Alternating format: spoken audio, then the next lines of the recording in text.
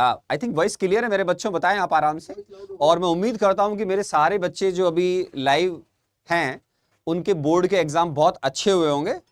तो आपके रिजल्ट के लिए मैं अभी फर्स्ट लेक्चर में आपको बेस्ट विशेस दे रहा हूं कि आपका रिजल्ट बहुत अच्छा है, और आप जो मेरे साथ हार्ड वर्क करना सीखेंगे आने वाले समय में, उससे आप हिंदुस्तान के एक बहुत अच्छे इंजीनियर बने। और अगर कुछ बच्चे साइंस के एमबीबीएस करना चाहते हैं, नीट का एग्जाम देना चाहते हैं, तो उसके लिए भी मेरी शुभकामनाएं कि आप जो भी चूज करें उसमें बहुत अच्छी मेहनत करके अपने पेरेंट्स का और अपने सिटी का या स्टेट का या कंट्री का नाम रोशन करें। ठीक है, तो मेरी शुभकामनाएं सारे मेरे अच्छे बच्चों के लिए जो भी पढ़ाई करना चाहते हैं, जो बहुत अच्छी पढ़ाई कर रहे हैं और उसको आगे कंटिन्यू करेंगे। ठीक है ना, तो सपने बड़े देखने चाहिए, लेकिन अब उसके बाद इंपॉर्टेंट स्टेप होती है मेरे बच्चों, वो होता है कि आपको अब उसकी प्लानिंग सीखनी है और उसको फिर एग्जीक्यूट कैसे करते हैं, बड़ा इंपॉर्टेंट होता है ना। तो वो समय के साथ मैं धीरे धीरे आपको सिखाऊंगा। इस समय स्क्रीन पर इतने तेज कमेंट चल रहे हैं कि मैं सच बोलूं तो आपको पढ़ नहीं पा रहा हूं। तो आपके अंदर जो एनर्जी का लेवल है वो बना रहना चाहिए, वो आगे भी बहुत काम आएगा आपके, है ना। लेकिन फिर भी मैं बोलूंगा कि कमेंट थोड़ा छोटा होना चाहिए और टू द पॉइंट होगा तो उसको हम पढ़ पाएंगे, समझ रहे हैं आप। तो मैं भी पढ़ने की कोशिश कर रहा हूं। आपके कमेंट बहुत सारे बहुत फास्ट निकल रहे हैं एक्चुअल में, उसकी स्पीड अगर कम हो जाएगी तो मेरे लिए अच्छा रहेगा, है ना। तो मेरे बच्चों अब हम स्टार्ट करेंगे। मैं आपको धीरे धीरे आने वाले समय में जो और लेक्चर लेंगे उसमें आपको और अच्छे एक रोड मैप के बारे में बताऊंगा कि हम कैसे आगे बढ़ सकते हैं। ठीक है, welcome welcome in my first session जो आपका मूल कॉन्सेप्ट से रिलेटेड है। ये अगर सॉलिड होगा तो आगे आपको बहुत अच्छा रहेगा। ये मेरा इंस्टा है और ये मेरा यूट्यूब चैनल है, जिसको आप जब चाहें जब ज्वाइन कर सकते हैं। अभी चाहें तो अभी कर लें, बाद में कर लें, आपकी चॉइस है। ये इंस्टा हो गया और ये आपका यूट्यूब चैनल हो गया। ठीक है ना, इस पर मैं काफ़ी इन्फॉर्मेशन टाइम टाइम बच्चों को देता रहता हूँ, तो आपके लिए काफ़ी उससे बेनिफिट मिलना चाहिए। अब देखो, 10th क्लास से 11th में जब मूव करते हैं तो बेसिक चीजें जो आपने 10th में पढ़ी हैं उनको पहले हमको थोड़ा सा रिवाइज करना होता है ना। हम उनको जब थोड़ा सा रिवाइज कर लेंगे तो उसके बाद हम 11th के टॉपिक मोल कॉन्सेप्ट को पढ़ना स्टार्ट करेंगे तो बड़ा अच्छा होगा। जैसे मैं आपको बड़ा अच्छा एग्जांपल देता हूं कि मैंने कई बार रिपीटर बैचेज में बच्चों से पूछा हुआ है, 12th क्लास के बच्चों से पूछा 11th पास होने के बाद कि भाई आप मुझे H2SO4 के एक मॉलिक्यूल का वेट बताओ। तो आप विश्वास नहीं कर सकते कि उनमें से काफी बच्चे इसका करेक्ट आंसर नहीं दे पाए। What is the mass of one molecule of H2SO4? तो ये चीजें हमारी आगे जाके गड़बड़ नहीं होनी चाहिए, हमारे कॉन्सेप्ट बहुत क्लियर होने चाहिए। 11th अभी स्टार्ट, कुछ बच्चे लिख रहे हैं 11th स्टार्ट हो गए क्या? नहीं, ये एक आपके फैसिलिटी के लिए, ये आपके एक ब्रिज कोर्स मैं बना रहा हूं एक तरीके से इनडायरेक्टली, कि मोल को आप स्मूथली उसमें एंटर कर जाएं और आगे जाकर अपना इसका जो बेस है वो जो स्ट्रांग बनेगा उसका आप आगे बेनिफिट उठाएं। ठीक है ना, तो ये सब बच्चों के लिए जो 10th से 11th मूविंग है साइंस स्टूडेंट्स। ठीक है ना, ओके ठीक है, वेरी गुड। अच्छा, परसेंटेज 98 आएगी, 95 आएगी, वाह वाह, बहुत अच्छी बात है, वेरी गुड। अब देखो, तुमने एटम के बारे में सुना है। पहली बात, एलिमेंट और एटम, इसका रिलेशन अपने को सुनना है।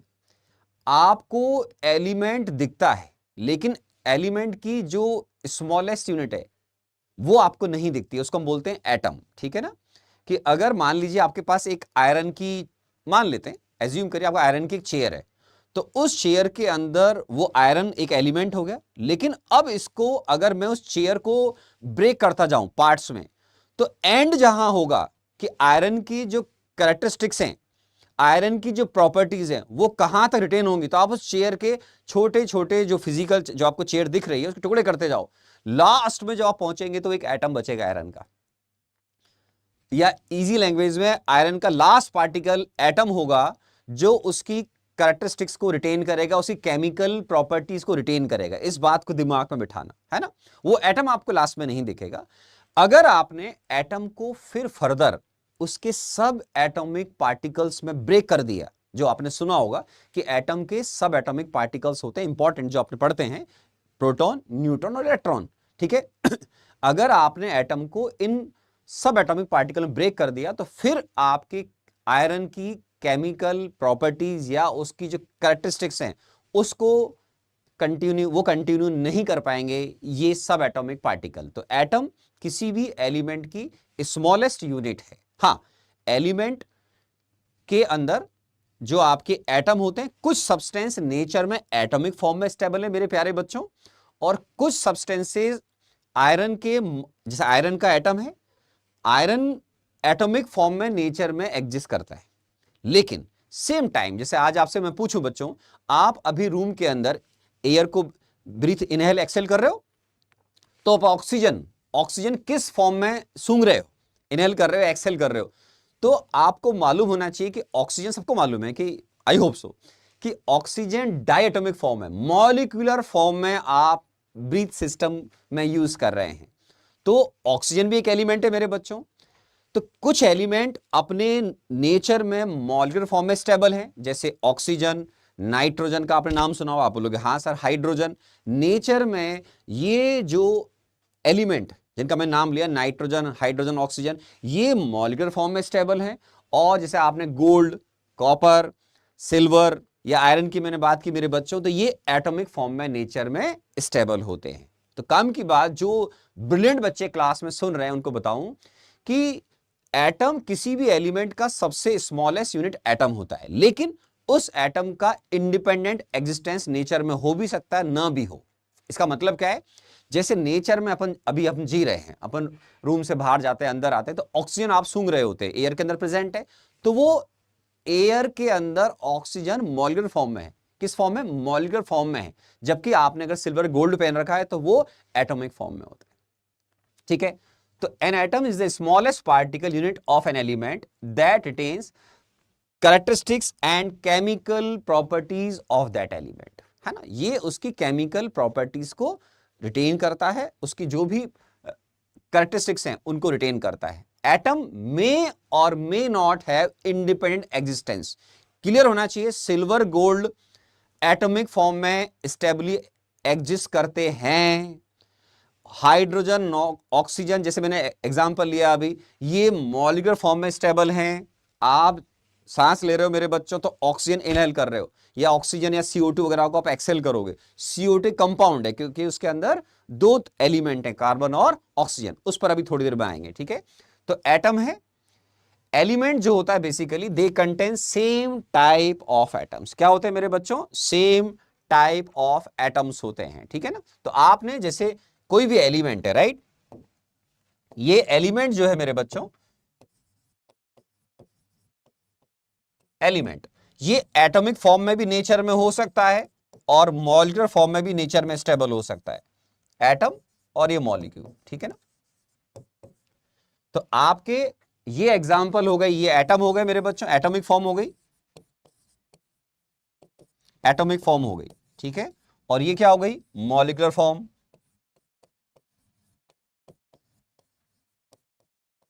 तो ये बेसिक बात तो आपको 10th क्लास में भी सुना होगा, लेकिन आगे जाकर मेरे बच्चों बहुत काम आएगा। जैसे मैं 11th क्लास में कई बच्चों से क्वेश्चन करता हूं, what is the atomic mass of oxygen, अब वो कंफ्यूज हो जाते हैं। तो यहां कॉन्सेप्ट क्लियर होगा। तो एटॉमिक ऑक्सीजन का मतलब है you are talking about O, molecular mass of oxygen का मतलब है you are talking about O2। तो ये क्या है बेटा? मॉलिक्यूल है, राइट। ये क्या है? एटम्स है। ये क्लियर होना चाहिए।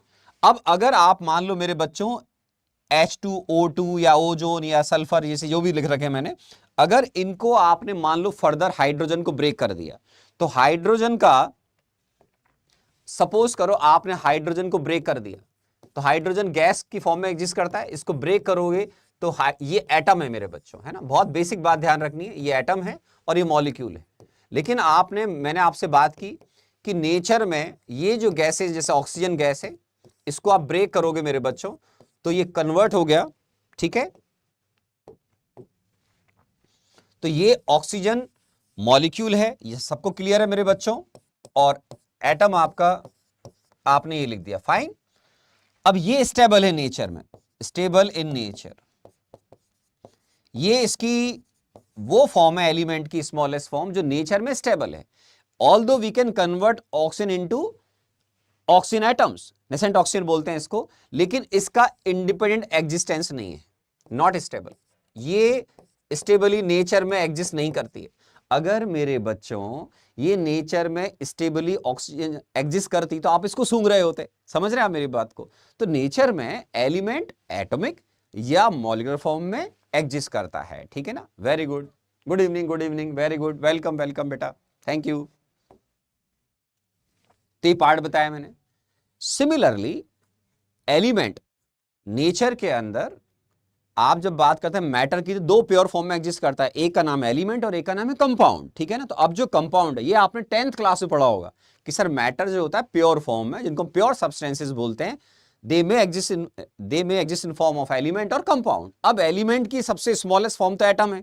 मैंने ये समझाया कि एटम का इंडिपेंडेंट एग्जिस्टेंस कुछ एलिमेंट में होता है, कुछ में नहीं होता है, कोई बात नहीं। अब आते हैं कंपाउंड पर। कंपाउंड को अगर आप ब्रेक करोगे, कंपाउंड का आपने कोई सैंपल ले, सपोज सोडियम कार्बोनेट का लिया, तो उसको तोड़ते तोड़ते ब्रेक करते करते आपकी लास्ट यूनिट बनेगी मेरे बच्चों, वो होगी मॉलिक्यूल। कंपाउंड की हमेशा स्मॉलेस्ट यूनिट जो उसकी केमिकल प्रॉपर्टीज और कैरेक्टरिस्टिक्स को रिटेन करते हैं उसको बोलते हैं मॉलिक्यूल, ठीक है ना। इस कंपाउंड की खास बात क्या होती है मेरे बच्चों, इसके अंदर कम से कम दो एलिमेंट होंगे, कम से कम क्या होंगे, दो एलिमेंट होंगे, राइट, या उससे ज्यादा भी होते हैं, जो केमिकल कॉम्बिनेशन से बने होंगे, जिसको मैं फ्यूचर में आपको आगे डिटेल में और बताऊंगा, ठीक है। तो देखो, अब मॉलिक्यूल की अगर बात करें तो स्मॉलेस्ट यूनिट ऑफ कंपाउंड जो मैंने आपको बता दिया, that retain chemical composition characteristics of that compound.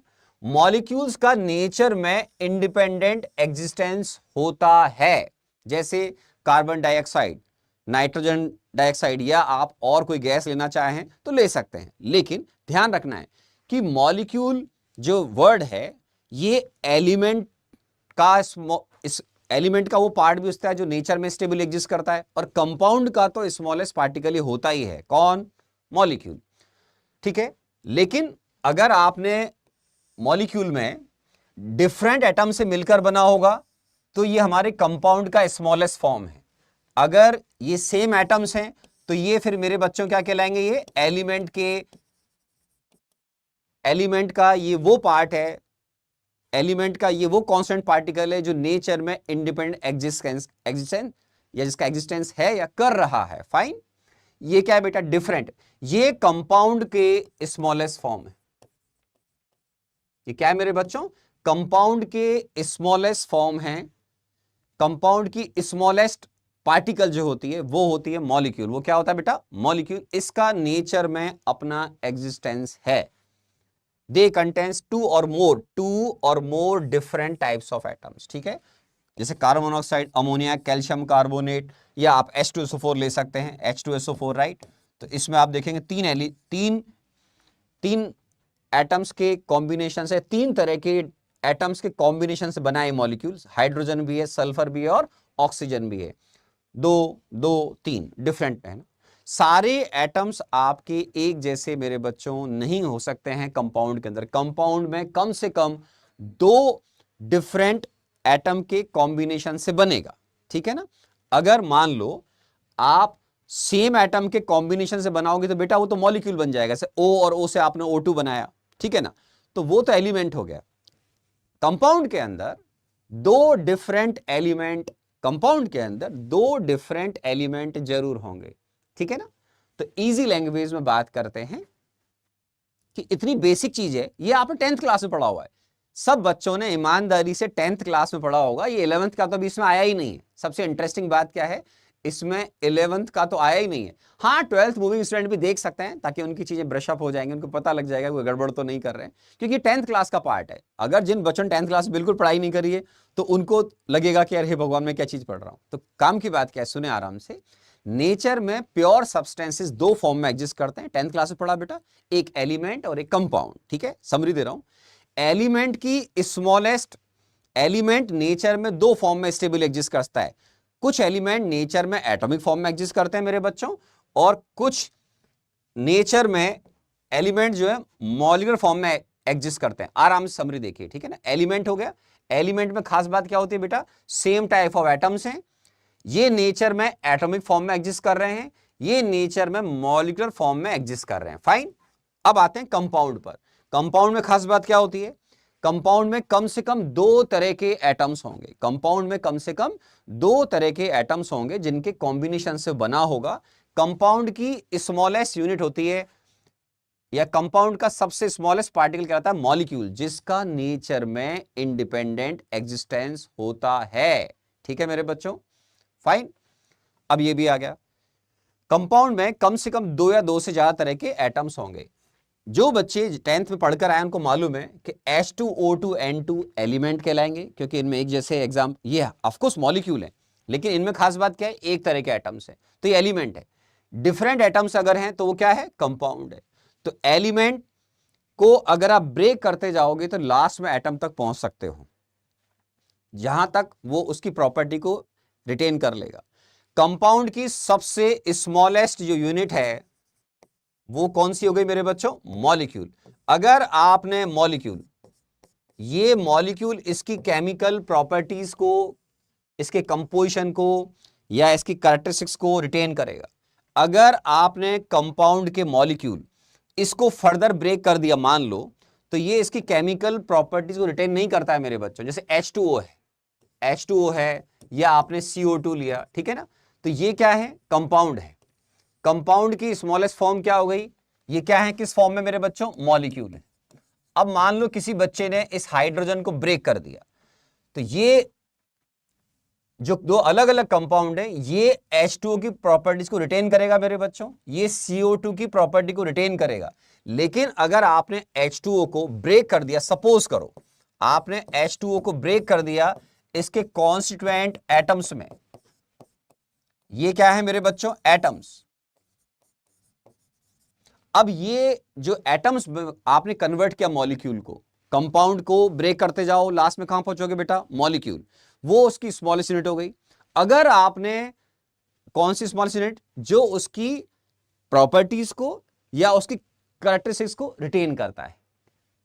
अगर आपने मॉलिक्यूल को एटम्स में ब्रेक कर दिया, तो अब ये जो मॉलिक्यूल है, राइट, ये अब इसकी केमिकल प्रॉपर्टीज को रिटेन नहीं करेगा। नॉट, लिख देता हूं मैं आपके लिए, not retain properties of carbon dioxide. या अगर आप H2 ले रहे हैं एग्जांपल, तो H2 ले सकते हैं। अगर आपने किसी भी कंपाउंड की स्मॉलेस्ट यूनिट मेरे बच्चों, जो मॉलिक्यूल होता है, उसको अगर फिर उसके कॉन्स्टिट्यूएंट एलिमेंट्स में केमिकल मेथड से या डिकम्पोजिशन करके अगर ब्रेक कर दिया, तो ये आपके H2O की प्रॉपर्टीज को रिटेन नहीं करेगा। ठीक है, तो H2O कौन है मेरे बच्चों, कंपाउंड है। ठीक है, H2O कौन है, कंपाउंड है। कंपाउंड की स्मॉलेस्ट यूनिट क्या होती है, या इजी लैंग्वेज में, एक कंपाउंड के अंदर बहुत सारे मॉलिक्यूल्स होते हैं। इजी लैंग्वेज में आपको कभी भी मेरे बच्चों एटम या मॉलिक्यूल नहीं दिखता है, ठीक है ना, आपको कभी भी एटम मॉलिक्यूल नहीं दिखते हैं, बिकॉज ये बहुत ही स्मॉलेस्ट पार्टिकल होते हैं। लेकिन इनका जब आप लार्ज अमाउंट में, लार्ज नंबर में कलेक्शन करते हैं, तो वो आपको फिर दिखने लग जाता है। जैसे मैं आपसे क्लास में पूछूं, जो सबके पास कॉमन सेंस है, क्या आपको सिल्वर गोल्ड के पार्टिकल दिखते हैं, आप बोलोगे दिखते हैं सर, अपन पहनते हैं, तो उसमें बहुत सारे एटम्स होते हैं। गोल्ड अगर आपने पहन रखा है, सिल्वर पहन रखा है, तो उसमें मेरे बच्चों बहुत सारे उसके अंदर आपके एटम्स होते हैं सिल्वर के। सेम ऐसे ही अगर आप मान लीजिए शुगर के पार्टिकल खा रहे हैं, तो शुगर के जो पार्टिकल आप खा रहे हैं उसके अंदर उसके बहुत सारे मॉलिक्यूल होते हैं। वो सब मैं अब आपको कैलकुलेट करना सिखाऊंगा मेरे बच्चों। क्या करना सिखाऊंगा, वो आने वाले समय में मोल कॉन्सेप्ट में हम कैलकुलेट करना सीखेंगे, राइट। अब आगे बढ़ते हैं मेरे बच्चों। आपको एक बेसिक चीज और मालूम होनी चाहिए कि एटम जो होता है ये न्यूक्लियस और इलेक्ट्रॉन से मिलकर बनता है। ये सबको मालूम है कि इलेक्ट्रॉन्स, ये आप एटम स्ट्रक्चर में भी सुनोगे मेरे बच्चों कि न्यूक्लियस आपके एटम के सेंटर में होता है और उसके चारों तरफ इलेक्ट्रॉन रिवॉल्व करते हैं। ऐसा सुना हुआ है आपने, नहीं सुना है तो वो भी सुनाएंगे आपको, डोंट वरी, आने वाले समय में। अब जो सब एटॉमिक पार्टिकल हैं, सब एटॉमिक पार्टिकल होते हैं न्यूट्रॉन, प्रोटॉन, इलेक्ट्रॉन, जो मैंने आपको थोड़ी देर पहले ही बोला था।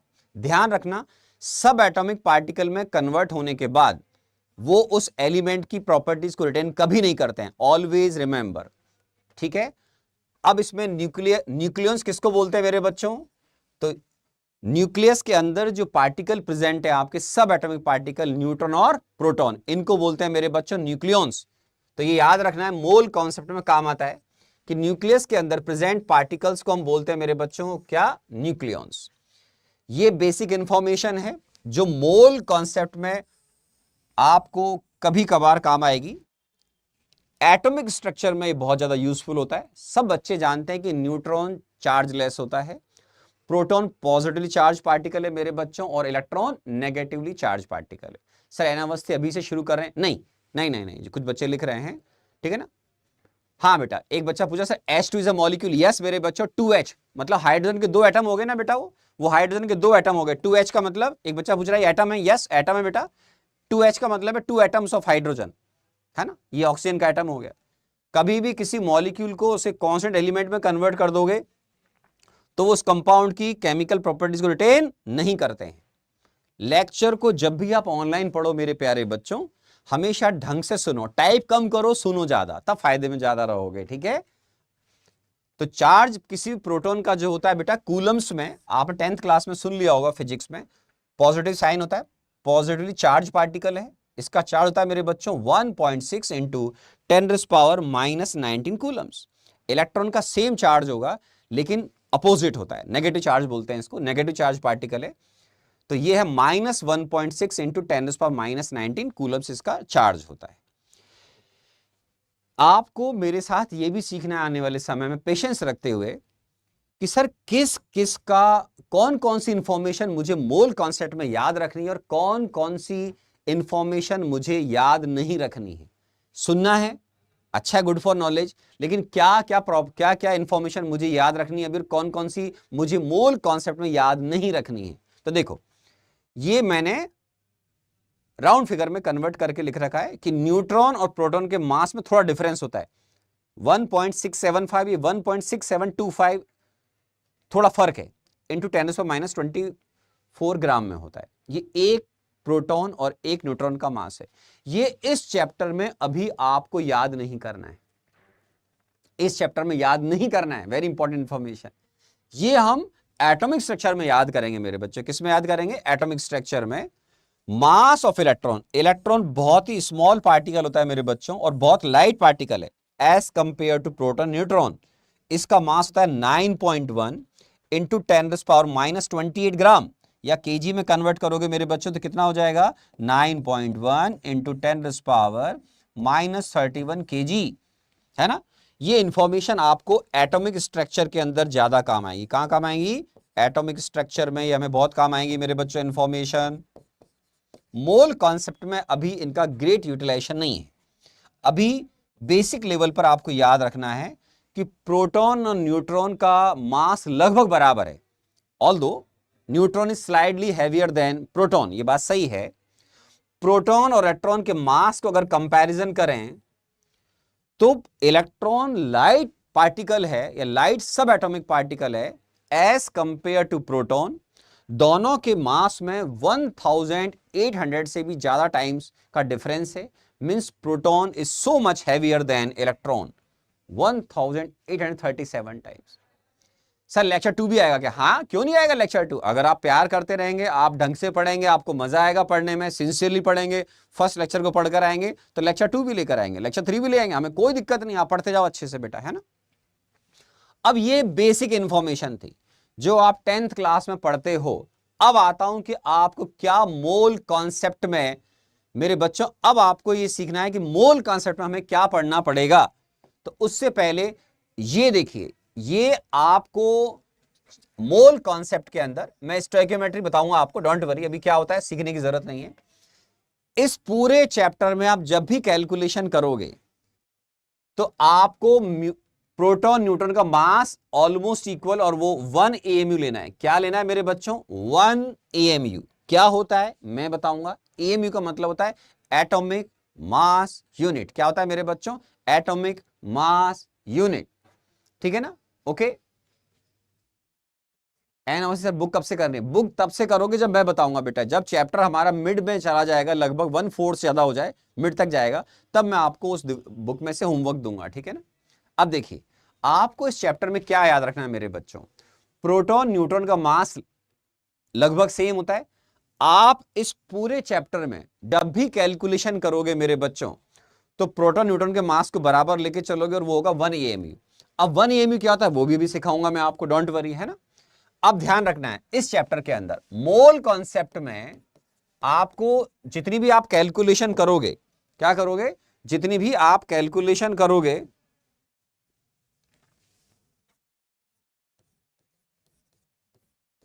ठीक है ना, जितनी भी कैलकुलेशन करोगे मेरे बच्चों, आपको ध्यान रखना है कि एटम का जो मास है वो मास ऑफ न्यूट्रॉन प्रोटॉन इलेक्ट्रॉन से बनेगा, लेकिन इलेक्ट्रॉन का मास नेग्लिजिबल है, तो ये ऑलमोस्ट इक्वल टू बोलते हैं हम इसको, mass of neutron plus proton के बराबर हो जाएगा। व्हाई?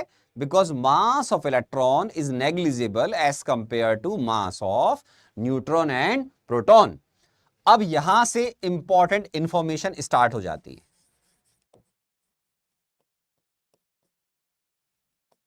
ये 10th क्लास में आप सुनते हैं सारे बच्चे, लेकिन फिर भी 11th क्लास में आपको सुनना चाहिए कि सर किसी भी एलिमेंट को जब हम रिप्रेजेंट करते हैं तो जैसे यहां दोबारा लेता हूं मैं, x Z A is called mass number, Z is called atomic number. ये आपने सुना होगा, हाँ या ना? सारे बच्चे बताओ, मैं कमेंट पढ़ रहा हूं।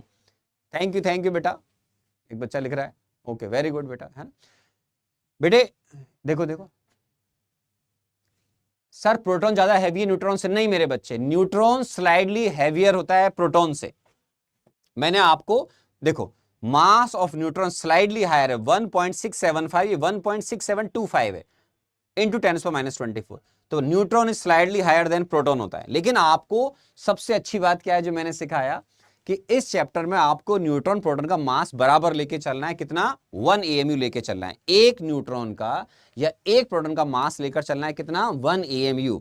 इलेक्ट्रॉन के मास को हम नेग्लेक्ट करेंगे जब भी हम किसी एटम का मास कैलकुलेट करेंगे। अब देखो, किसी भी एलिमेंट का स्मॉलेस्ट यूनिट क्या है, आपने बोला सर एटम। किसी भी एटम को आप रिप्रेजेंट कर रहे हैं, x Z A, Z is called atomic number. ये हमेशा z जो एटॉमिक नंबर है ये नंबर ऑफ प्रोटॉन्स के बराबर होता है, और जो मास नंबर है मेरे बच्चों ये हमेशा मास ऑफ न्यूट्रॉन प्लस, ये मतलब number of proton plus neutron के बराबर होता है। तो z जो है एटॉमिक नंबर, ये नंबर ऑफ प्रोटॉन्स के बराबर होगा मेरे बच्चों। इनफैक्ट कोई भी एटम आप जानते हैं इलेक्ट्रिकली न्यूट्रल होता है, उसमें जितने प्रोटॉन होते हैं मेरे बच्चों, ध्यान रखना, एटम में जितने प्रोटॉन होंगे उतने उसमें इलेक्ट्रॉन होते हैं। एटम में हमेशा number of protons number of electrons के बराबर होते हैं, ठीक है ना, ये ध्यान रखना है आपको, ओके। तो एक्स क्या है, ये किसी एटम का सिंबल है, ठीक। अब A is called mass number, mass number को हम बोलते हैं कि सर ये number of neutron plus proton है। न्यूट्रॉन और प्रोटॉन के सम को बोलते हैं मेरे बच्चों न्यूक्लियॉन्स भी बोलते हैं। क्या बोलते हैं, न्यूक्लियॉन्स, मैंने आपको शायद सबसे पहले ही बताया था, ठीक है ना, तो न्यूक्लियॉन्स बोलते हैं इसको। तो अब कोई भी एलिमेंट है तो उसमें एक्स उसका एटॉमिक नंबर है, ए उसका मास नंबर है, ये न्यूट्रॉन प्लस प्रोटॉन का सम है, इजी लैंग्वेज में ये नंबर ऑफ प्रोटॉन है। जैसे मान लो मेरे बच्चों, मैं एग्जांपल लेता हूं, suppose we are taking 23 Na11 मैं ही हूं सोडियम, Na, नरेंद्र अवस्थी, बच्चे प्यार से सोडियम सर बोलते हैं, सो हैंडल विद केयर, ओके। तो Na ये मेरा ही, मैं जो सोडियम एलिमेंट है उसका रिप्रेजेंटेशन है, ये उसका एटम हो गया मेरे बच्चों। तो अब इसमें ये क्या है, इसका एटॉमिक नंबर, ये क्या होगा बेटा, इसका मास नंबर, फाइन। अब इसमें मैं आपसे बोलूंगा बेटा नंबर ऑफ प्रोटॉन्स कितने हैं, तो नंबर ऑफ प्रोटॉन्स अगर अपन देखेंगे तो हमेशा एटॉमिक नंबर के बराबर होंगे, तो इसमें नंबर ऑफ प्रोटॉन्स हो गए 11। अगर मैं आपसे पूछूंगा बेटा इसमें नंबर ऑफ इलेक्ट्रॉन्स, शॉर्टकट में लिख रहा हूं बेटा, तो नंबर ऑफ इलेक्ट्रॉन्स भी इसके हमेशा प्रोटॉन के बराबर होंगे। हमेशा एटम को ध्यान रखें, उसमें जितने प्रोटॉन होंगे मेरे प्यारे बच्चों उतने उसके अंदर इलेक्ट्रॉन होते हैं, ठीक है ना। किसी भी एटम के अंदर जितने प्रोटॉन होंगे उतने उसके अंदर इलेक्ट्रॉन होते हैं। अब अगर मैं आपसे पूछूं कि इसमें न्यूट्रॉन्स कितने मेरे बच्चों, बताओ, सारे बच्चे बताएंगे, कमेंट करो यहां फटाफट कि इसमें न्यूट्रॉन्स कितने, जल्दी बताओ। तो देखो इसमें number of neutrons plus protons किसके बराबर हुए बेटा, 23। अब प्रोटॉन्स कितने बेटा 11, कैसे मालूम चला? एटॉमिक नंबर के बराबर। ये किसके बराबर था? Equal to number of protons. ठीक, तो इसका मतलब हुआ कि नंबर ऑफ, अगर मैं बच्चों से पूछ रहा हूं न्यूट्रॉन्स, मैं कमेंट में देखूं पहले। वेरी गुड, काफी बच्चों ने सही आंसर किया है। एक आध बच्चों ने गलत टाइप कर दिया, 11 लिखा है। नो बेटा, 11 प्रोटॉन है, 23 मास नंबर है। न्यूट्रॉन प्लस प्रोटॉन का सम 23 है।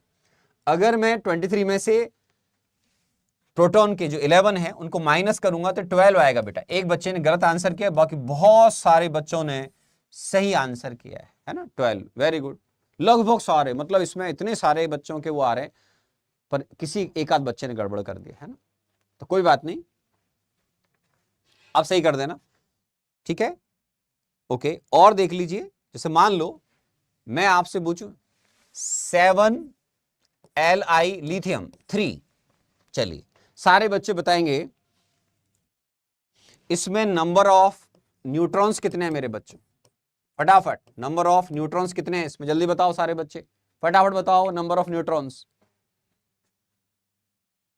Thank you thank you thank you.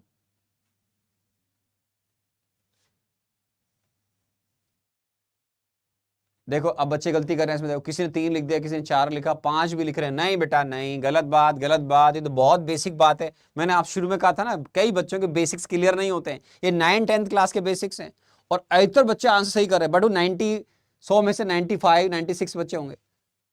तो ये नंबर ऑफ न्यूट्रॉन्स कितने आएंगे? ये है number of neutrons plus protons, ये है number of neutrons, sorry number of protons, ठीक है। तो ये हो गया कितना? 3।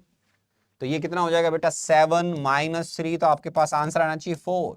कितना इजी क्वेश्चन कर रहा हूं, लेकिन आप सोचो कि यहां पर जो इतने सारे बच्चे कमेंट कर रहे हैं उनमें से भी 2-3 बच्चे गलत कर रहे हैं, तो ये गलत नहीं होना चाहिए, बिल्कुल बेसिक्स हैं।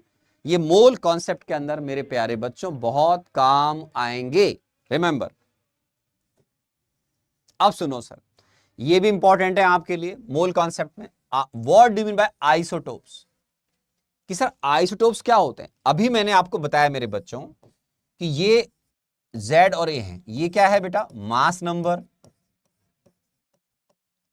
ये क्या है मेरे बच्चों? एटॉमिक नंबर, ठीक है। तो दो इंपॉर्टेंट टर्म है मेरे प्यारे बच्चों, एक का नाम है आइसोबार और एक का नाम है आइसोटोप्स।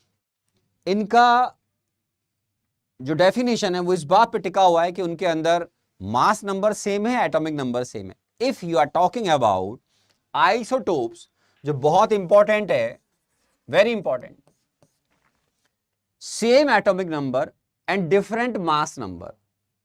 इसका मतलब इसमें एटॉमिक नंबर सेम होगा, मतलब एलिमेंट ही सेम है आपका। अब मास नंबर डिफरेंट है, तो जैसे हाइड्रोजन के 3 आइसोटोप्स होते हैं मेरे बच्चों, हाइड्रोजन के 3 आइसोटोप्स होते हैं, 1H1, 2H1, 3H1। तो ये एलिमेंट कौन है? हाइड्रोजन। ऐसे सोडियम, मेरे भी 3 आइसोटोप हैं, नरेंद्र अवस्थी सोडियम से रिप्रेजेंट करते हैं, तो ये 3 आइसोटोप्स हैं, 3 आइसोटोप्स ऑफ सोडियम, ठीक है। तो इसमें आपके हमेशा जो है एटॉमिक नंबर सेम होगा और मास नंबर क्या होगा मेरे बच्चों? डिफरेंट होगा। और देखो, मान लो मैं बोलूं 14C6 एंड 12C6, यस, तो इसमें क्या खास बात है? एलिमेंट आपका कार्बन है, तो इनको हम बोलेंगे आइसोटोप्स। क्या बोलोगे बेटा? आइसोटोप्स। ओके, बहुत इंपॉर्टेंट है ये डेफिनेशन जो आप सुन रहे हैं, ये काम आएगा आपको आगे। Next, isobar, this is also important but that is much more important. Isobar में same mass number and different atomic number, मतलब आइसोबार जो होते हैं मेरे प्यारे बच्चों, ये डिफरेंट एलिमेंट के होते हैं। काम की बात, जब मेरे प्यारे बच्चों एटॉमिक नंबर ही अलग हो जाएगा तो आप आराम से देखो डिफरेंट एलिमेंट है।